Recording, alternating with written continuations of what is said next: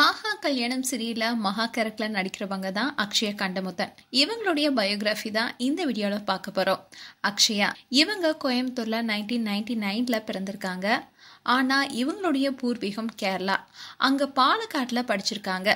இவங்க காலேஜ்ல படிக்கும் போதே சினிமால ஹீரோயினா நடிக்கணுங்கிறது ரொம்பவே ஆசைப்பட்டாங்களா. அதனால சோஷியல் மீடியால ஆக்டிவா இருந்திருக்காங்க. நிறைய போட்டோஷூட் பண்ணிருக்காங்க. அப்படி 2021ல நிறைய போட்டோஷூட் பண்ணிட்டு இருக்கும்போது வாய்ப்பு கிடைக்கல. ஆனா சென்னையில ஒரு பிரதர் இருந்தாங்களாம். அவர் மூலமா ஒரு ஆப்பர்ச்சுனிட்டி கிடைச்சதான். இவங்களோட கேஸ்டிங்க பார்த்துட்டு அவங்களே கூப்பிட்டுருக்காங்க. சும்மா ட்ரை பண்ணலான்னு அவர் சொன்னாராம். இவங்களும் ஆடிஷன்ல போய் கலந்துக்கிட்டு ஓகே ஆகி நடிக்கவே ஆரம்பிச்சிட்டாங்களாம். அதுக்கப்புறமா கோயம்புத்தூருக்கு ரிட்டர்ன் போகாம ஷூட்டிங்னே இருந்திருக்காங்க. அப்படி அவங்க நடிச்ச படம் தான் அமைச்சர்.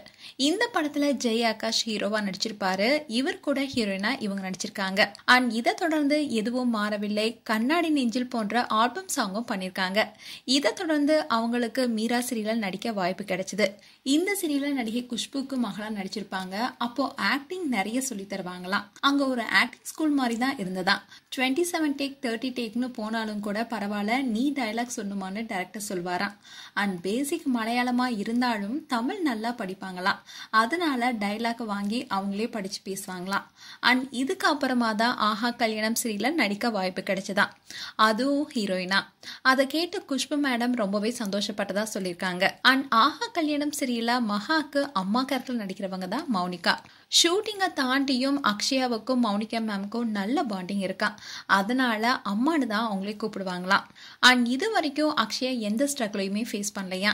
அதுக்கு காரணம் அவங்க அம்மா தானா. சிலர் மிஸ்பிஹேவ் பண்ணா அது எங்க அம்மாவை தாண்டி தான் வரணும்.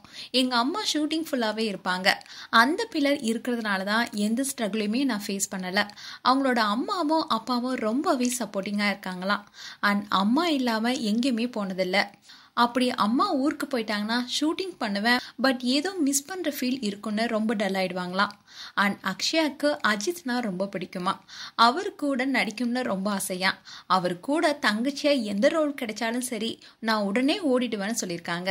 அண்ட் அவரை நேர்ல பார்க்கணும்னு நிறைய ஆசை இருக்கணும்னு சொல்லியிருக்காங்க. அண்ட் படத்தில் நடிக்கும் போது விட சீரியல் நடிக்கும் போது பயங்கரமா திட்டு வாங்கி அழுந்துலாம் இருக்காங்களாம். அதுவும் குஷ்பு மேடம் நிறைய திட்டுவாங்களாம்.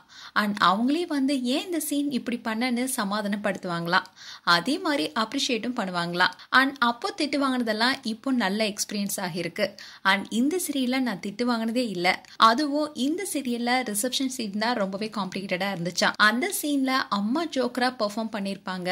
எனக்கு அப்பா அம்மா சென்டிமெண்ட்ல அழுந்தனா அந்த சீன் முடிஞ்சதுக்கு அப்புறமும் அப்படியே இருப்பேன்.